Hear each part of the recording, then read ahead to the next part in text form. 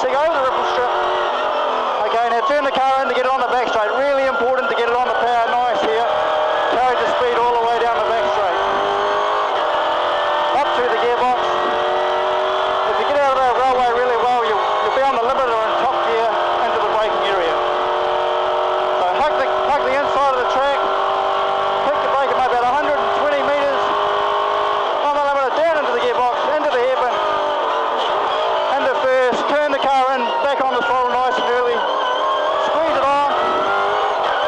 Now just flat up to the hill. Fast as you can, ripple strip to ripple strip. This is very, very tricky part of the track. Lots of bumps. Back on the throttle.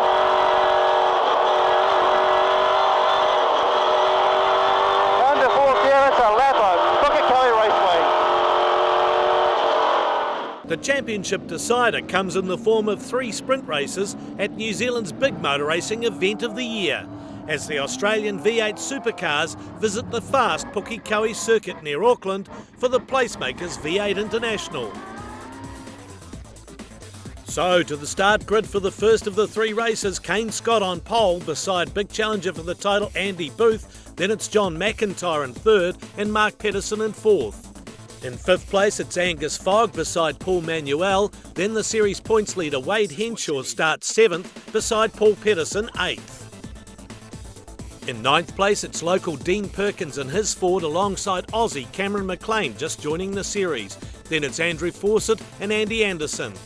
In 13th, it's Jared Carlisle beside Shane Drake, Michael Tom 15th, Brady Kennett 16th. In 17th, it's Hayden McKenzie beside Clark Proctor.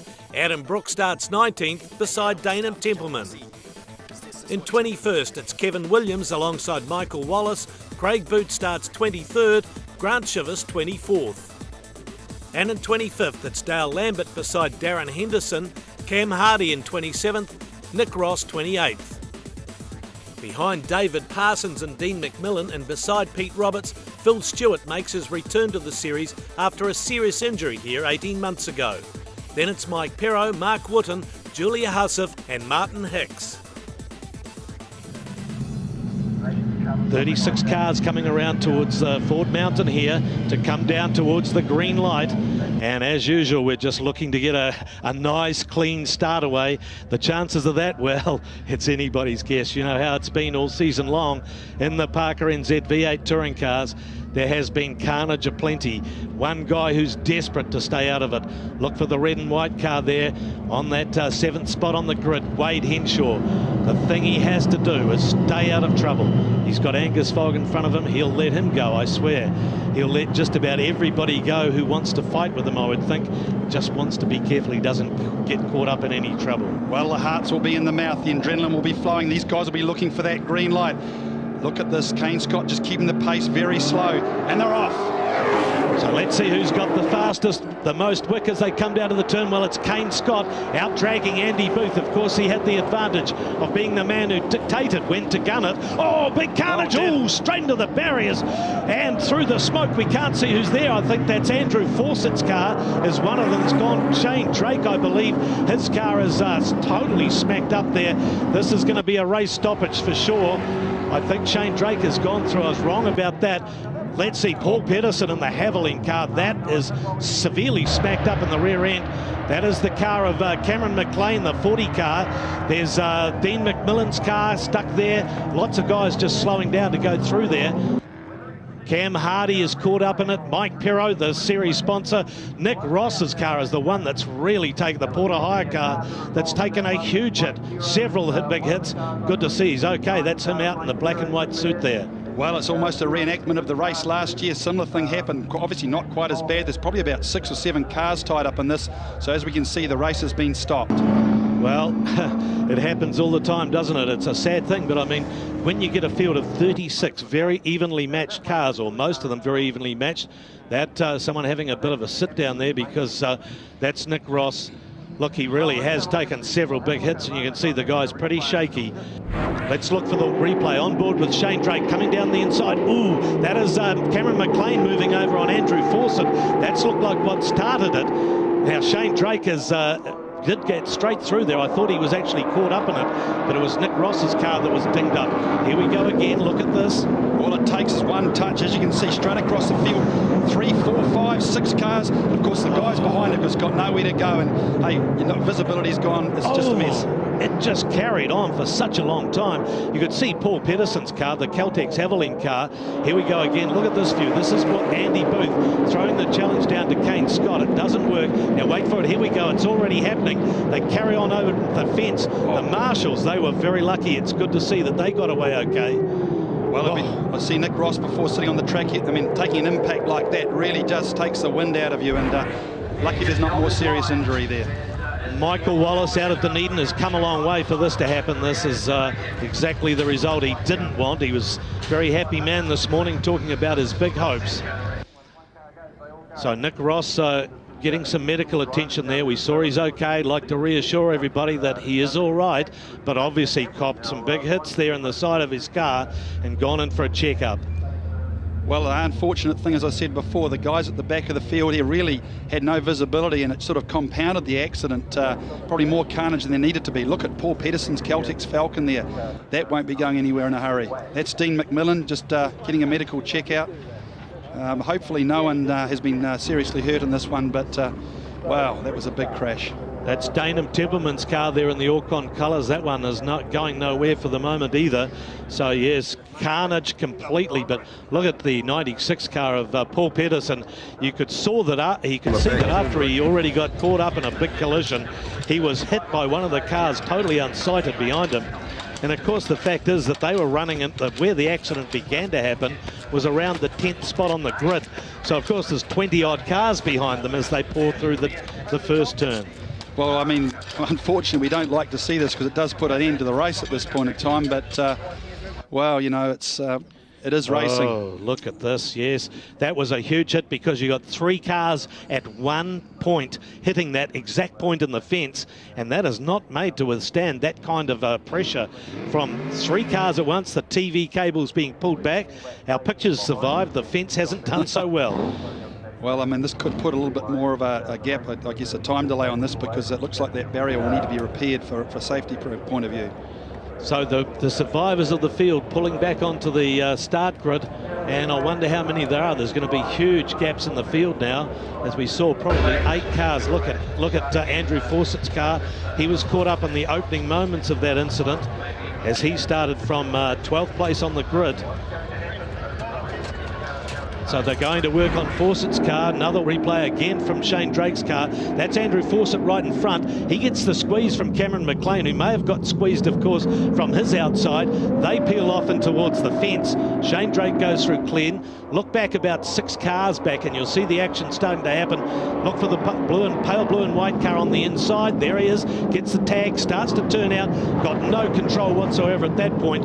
Goes in and takes Paul Pedersen with him. Oh. Then that is Nick Ross, it must be, comes in slamming into Paul Pedersen's car. Then Dean McMillan's car gets hoisted skywards as well. Well, it did look like Paul Pedersen leant on Cameron McLean. Of course, that resulted in him hitting the side of Andrew Fawcett. It really was a concertina effect. Nothing much anyone could do here. Look at that. You see Pedersen come across, and then it just went from there. Then, as I say, you know, 3 cars locked together hitting that one point in the safety barriers. There's just no way they can stand up to that strain. Well, we talked about the New Zealand V8 touring cars upstaging the V8 Supercars, but it certainly we didn't want it to happen like this. Andrew Fawcett's car getting the nose cone from his teammate Mark Pedersen's car, so a different United Video front end going on that car of Fawcett's. This is the car of Cameron McLean getting the 100-mile-an-hour tape to fix him up. He looks like one of the guys that came out of it better than some of the others. This is yes. Nick Ross's car. This is one that didn't come out so well, that's for sure. Looks like Mike Perrot's car there on the right hand there, the red car, the Mike Perrot Mortgages car. That's not going to be going anywhere either. Here's a real-time replay from Shane Drake's point of view. Just watch how quickly this happens. Bang, they've gone off towards the wall. Drake carries on. Check this one out. Here we go. Look on the left there, the blue and white car of Andrew Fawcett. Now wait for the ferocity of that impact. It's huge, and that one there, Nick Ross just ploughing it, and that again. Well, what makes it even worse, and here is a rolling start. So these guys are rolling up to probably anything around 190, 200 kilometres an hour as they come down here. So really when it did happen, it happened very quick.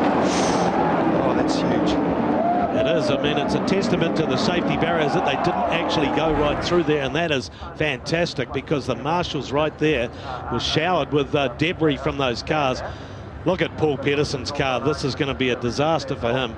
Hard to imagine from this perspective that he is going to be able to get any racing this weekend. Well, we've seen him. He's been consistent runner last year, second, of course, second in the championship. This will definitely put a curtail his performance this weekend, and it's a shame because he has been past champion in the New Zealand V8 touring cars. Just checking out the cabling, the TVNZ crew just looking down there to make sure that everything's going to be able to continue. But look at the damage to that safety fence that really took such a huge hit. It was actually 3 cars together, then another 2 cars, 1 or 2 cars that went in very hard as well. So yeah, these safety fences can't quite withstand those forces. Well, that's a great sight. There's Mike Pero out talking in pit lane, so he is okay. The reports that he'd been injured are obviously unsubstantiated. Look at him, he's looks the picture of health, no problem whatsoever.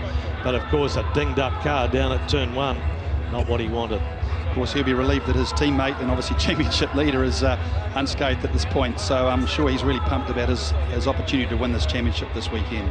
Looks like he was just reliving the moment, pumping his heart and showing you how the heart was racing as all these things evolved around him. Well, I've been in that position myself, and really when it all goes wrong in front of you, you're really along for the ride. There's nothing you can do. Well, it has been a long break as the field in the Parker Enzed V8 touring cars roll away again, just about to roll past the Repco turn 1 where the big accident happened on the first start just about 45 minutes ago now. So it has taken quite some time. The fence here took a huge hit. 3 cars went in 1 spot, and it just could not stand that sort of impact. The fence is designed to give with that sort of weight, and it did just that. We made it. There were 9 cars out in that accident, Greg, and looked like some of them were really extensively damaged. Others that we hope have rejoined at the back of this field, which will now run for 8 laps. Well, there'll be a few guys burning the midnight oil for sure, trying to get their cars repaired in time, but we know that there's probably going to be at least 3 of them that won't be back here tomorrow due to the substantial damage, and Paul Pedersen's car is obviously one of them. Paul Pedersen's, yes. There was also Nick Ross's car very badly smacked up by the look of it, and Andrew Fawcett's also took some quite severe damage. We think that Cameron McLean, the Aussie who's over here to race in the New Zealand V8 touring cars, may be rejoining at the back of this pack, probably along with a couple of the others who didn't get quite so badly damaged in that ding. But 9-car pileup, I mean, it's just probably the worst accident of the year so far, which has had a reputation for many, many first lap crashes. Well, the other thing that's coming into play here right now, and you can see it in this late afternoon sun as it drives through on quite an acute angle, it'll be playing right against them as they go down to the end of the first straight into that Repco corner. So hopefully that's not going to put anyone off, and we don't have a reenactment of that first race start. Cars coming around now. They'll be picked up by the pace car, which will lead them around the safety car. There is Kane Scott. He, of course, survived it. The accident happened from 8th place on back.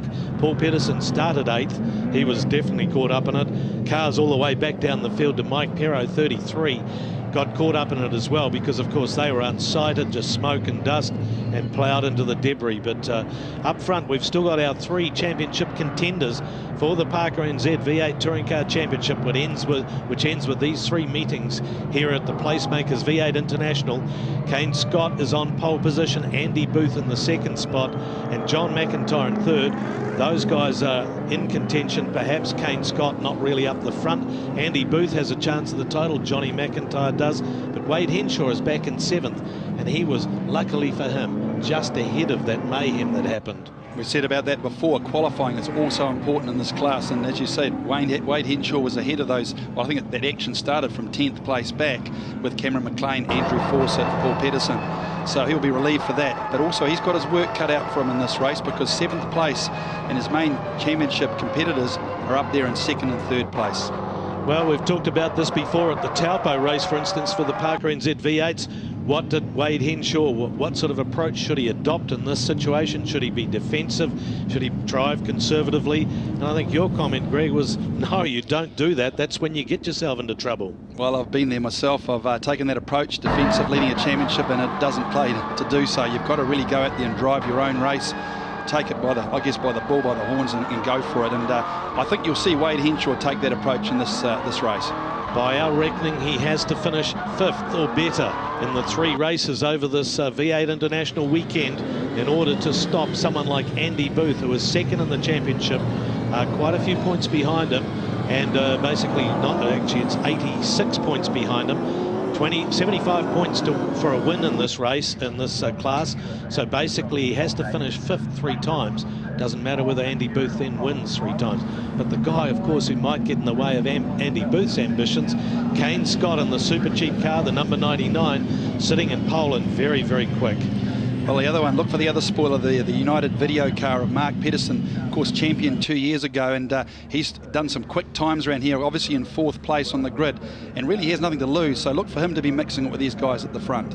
I see a few backs, a few rows just a bit further back, that Andy Fawcett is back in this field, and the news is from race control that there will be yellow flags shown down to turn 3, that is right through the Repco turn 1, through the placemakers S's and onto the back straight, in order to just get this race underway and safely past this dangerous spot down at Repco turn 1 where the safety fence has been repaired. Here we go with the start, the yellow flag's waving, so yes, no passing. Andy Booth can stay tucked up there, and in fact, is this the plan? Because wait for it as he goes through, if he goes through the S's side by side, no, pulls in behind, so does the right thing.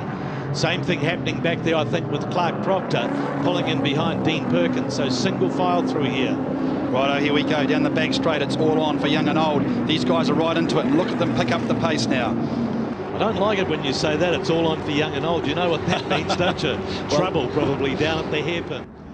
So here we go, Kane Scott leading them down quite clean. So yes, we have got a race underway. That is the good news. Andy Booth in the 2nd spot. Kane Scott just controlling things because, of course, their tyres won't really be up to full operating temperature.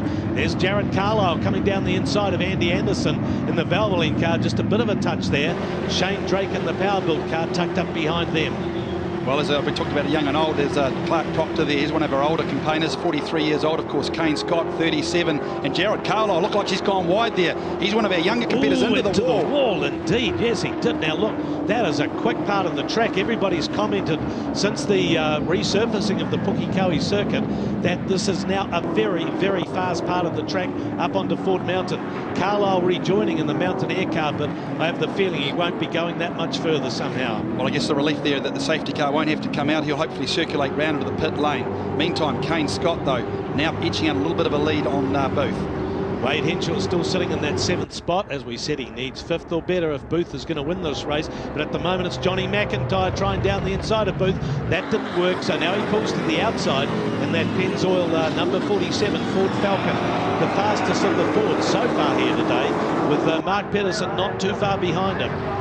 Yes, Kane Scott, he tends to race very well out front, gets that clear track and really gets his head down, and it tends to go well when he's up front, and compared when he's back in the field and he has to work for it. He's never really had us on about it, but we do have a theory that, yes, he's not as good in traffic as some of the other drivers. Here's a replay looking here at Andy Anderson's car. What a squeeze play. And that is where Jared Carlisle comes down the inside there. Definitely contact was made. Well, it looks like he may have sustained some damage to the left corner there, which obviously resulted in him coming off the track at the top of Ford Mountain. Yes, you can see it here. Obviously damaged that left front wheel, couldn't turn in, and off he went into the barriers. Yes, exactly right. We're travelling with Shane Drake as we got that view down at Holden Hairpin, and there's the end result of it. Jared Carlisle, who has been a very, very good karter. Oh, and this is Johnny McIntyre really working over the back end of the number 1 Oryx Commodore, trying to find a way past, trying to prove that Fords really belong up front here, but at the moment it's Holden's 1-2. Well, looking back a little bit, championship leader Wade Henshaw under a lot of pressure there back in 6th place. So we talked about defence and attack, and he really needs to get on with it. We've seen it already this afternoon here at Pukekohe Park. The dream result for Greg Murphy. Oh, straight off the edge of the track goes McIntyre. That is living dangerously, because that is now very, very fast in these V8 touring cars. Here's Angus Fogg trying down the inside of Wade Henshaw. Henshaw will be wanting to avoid any contact with anybody. And Foggy, well, with the best will in the world, you'd say he has got himself in the odd bit of strife this year, hasn't he? He certainly has, and just Wade Henshaw though, Mr. Consistent this last 2 seasons, 15 races. He's finished in the top 3 and 12 of them, so let's hope he can maintain that consistency for this weekend. Well, he has got some serious power down the back straight. You see him pull away there from Fogg and Dean Perkins, who interestingly is running his old car. He's ditched the car that he's run all season long. Look at the fight up front and gone for the old one, and reckons it's much better. A touch on the back bumper of Kane Scott's car from Andy Booth as he's getting a little bit frustrated maybe. Well, Andy Booth, last year's series champion, in fact, had 20 race results. In fact, he finished in the top 20 in all those races, so Mr. Consistent, and really has struggled at times for a bit of pace this season, but here at Pukekohe, definitely on fire. Those top 5 with Paul Manuel, the 5th of them, just pulling away. Oh, look at this 3 wide down the front straight. Squeeze play going on here. Oh, this, oh, look out. Jeepers, if these guys ever losing it or not. Oh, now we're on the grass. Now we're back on the track. Let's figure out where we are. And we have Andy Booth in the lead. Well, I think that's slightly controversial, don't you? Oh, well, these guys are turning it on for the crowd. Wade Henshaw said to me earlier he was going to, but Johnny McIntyre, he was right up there, the back of Kane Scott. Of course, Andy Booth, the one that benefited out of that manoeuvre. 3 wide into the corner where we just saw a huge accident in the opening moments of this race, and these guys just ploughing there. 3 wide, I've never seen it done before, but then that was probably the inevitable result. How they're all still there is a bit of a credit to just how good of drivers they are. Well, that's dead right. These guys have been used to racing door handle to door handle, and we just saw a moment there where they could do it. Let's have a look at this One Sport replay. This is on board with John McIntyre. Look at that on the outside of him. He pulls out of it totally sideways. Kane Scott in the super cheap car. How he hung on to that, I do not know. And look at this, just completely avoid the chicane totally, right across the placemakers' S's, totally on the grass, no worries. You noticed there that Kane Scott just followed Andy Booth's roll right across the front. Look at this front end view of it. Oh, how did they hang on to it? That is pretty sensational driving. Mark Pedersen saying in the back there in the United video car, okay guys, you carry on like that. I'm going to win this race if you don't look out. Well, that's driving school. Those guys just kept their foot up, and if they backed off, they probably would have spun, so good car control. This is the view from John McIntyre's car, still sitting there in the 3rd spot. We've gone 3/4 distance, lap 6 of 8. Remember, a shortened race after such a long stoppage. Andy Booth forcing his way to the front. He knows he has to be in the lead to have the maximum opportunity to beat Wade Henshaw for this title. And at the moment, Wade Henshaw is 6th. That puts Booth in a pretty good position if he can pull off a clean sweep here at Pukekohe. It's a little bit unlikely, I would think, but possible. Well, you never know. We've seen lots of things happen before, but currently Andy Booth, fastest man on the track, just pulled out a 1:01.7, quickest time so far. Oh no, Kane Scott just popped the 1:01.6, so these guys are onto it. Look at McIntyre though, even though Scott just went so fast, McIntyre closing right up behind him. Our curb cam, I think, totally missed these guys. Well, I tell you what, it's not over yet. We've got 1 lap to go after this, and I tell you, it's anyone's race at this point. So another lap to come after this. Let's see what happens. Up front, Andy Booth has control of it. Well, does he? Down to the Holden hairpin this time, might tell the story. An attack from behind. Well, McIntyre looking out wide, too far back. Oh, though, look at that. Scott gets a little bit crossed up. Could have been contact if he wasn't careful. In fact, I think he did make contact. And now he's slowed. And around the outside, no, McIntyre denied access past the outside. And a very loose line from Andy Booth as well, as he comes across the top of Ford Mountain for the last time. Down to the checkered flag. Look at this fight. We're on board with McIntyre. Down for 2nd place. He's trying down the inside. Well, no, he didn't make it. No, it's 1 more lap to go. Oh, a lap to go. I'm getting so excited. I got overly keen there. I was sure they were going to the checkered flag. We'll go through that again, shall we? Oh, we will. We'll get 2 lots in it. Oh, look at this. Mark Pedersen having a look down this inside of Johnny McIntyre. I was going to say earlier that these guys might be wanting just to pull a Hornton a bit because of the fact they've got 2 more races to go. Because remembering, this race is all about the results here. They dictate where they finish, or sorry, where they start the next 2 races. I reckon Johnny McIntyre almost thought he'd done it as well, or got 2nd. If he could have only just heard me. Here we go this time, though.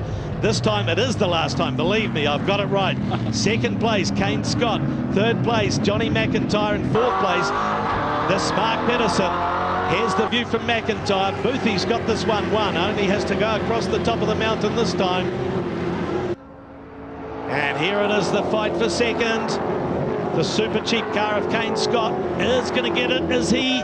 McIntyre trying down the inside again. No. Kane Scott takes the second place ahead of Johnny McIntyre. Mark Pedersen will finish 4th, Paul Manuel 5th, and Wade Henshaw back in 7th place. This is all good for Andy Booth for the championship. Not looking so good right now for Wade Henshaw. 7th place, not where he wanted to be.